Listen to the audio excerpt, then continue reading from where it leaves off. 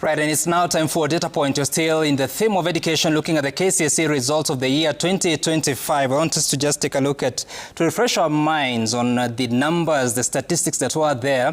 So the candidates that were graded were 989,000, and those that scored C+ and above were 27%. So this is obviously an increment from the previous year of about 245,000, which was 25% of the class.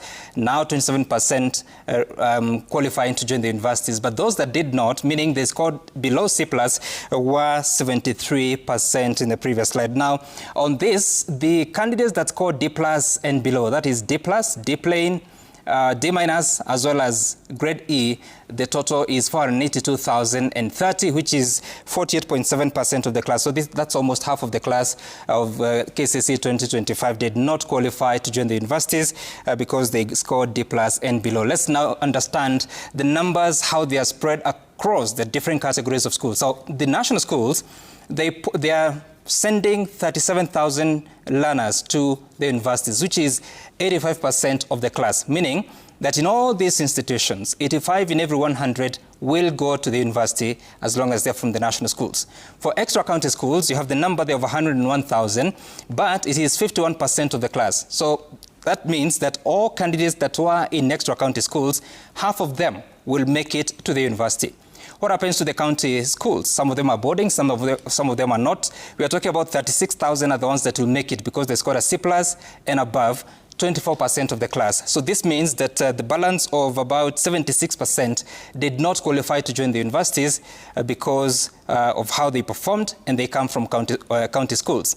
For the sub-counties, this is an interesting figure because only about 72,000 will qualify to join the universities directly, which is an equivalence of 14%. So if you do the math, you have an 86% of learners that went to sub-county, mostly the day schools, will not manage to join universities directly.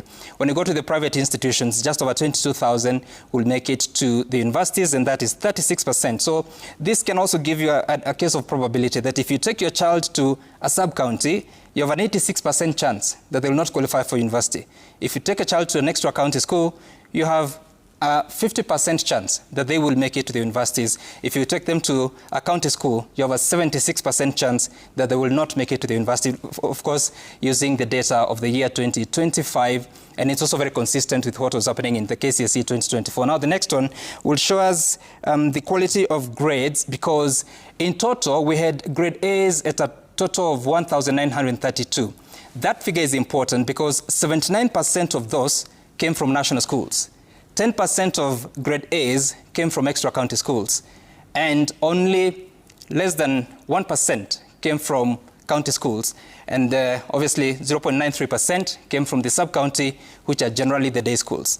If you were to look at the next level of grade, which is A-, there were in total more than 9,300. 57% of A- came from national schools.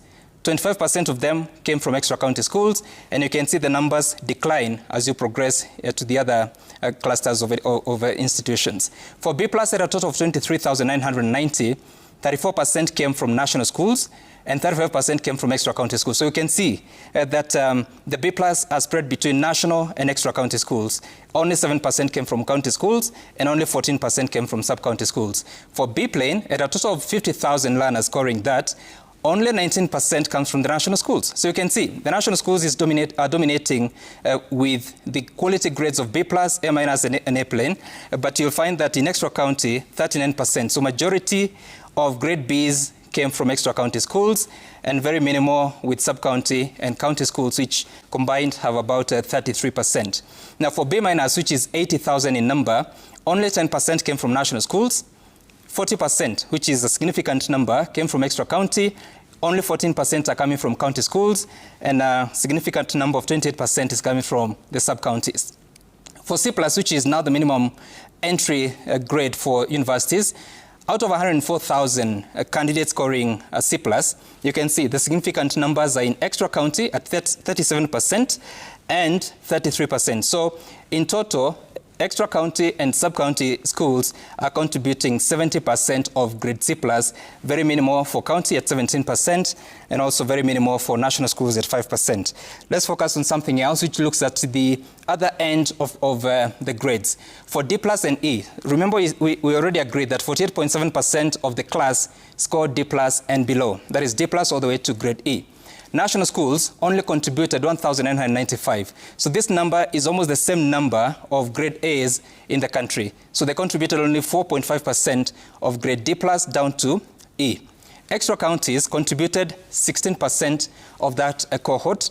County schools contributed 44%, or rather 44% of learners in county schools scored D+ and below. Now, this is significant because a whole 66% of learners that went to sub-county schools and sat KCSE in 2025, they scored a D+ and below.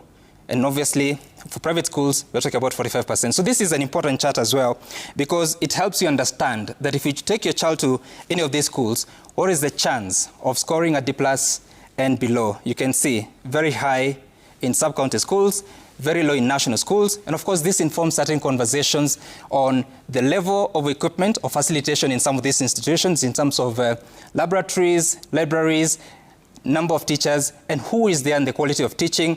And at the same time, it also tells you something about what else is happening in the sub-county institutions. Do they have sufficient number of teachers? Do they have quality learning right there? What are the challenges that they're witnessing? And that's a look at the data point for this week, looking at the KCSE 2025 performance and the spread of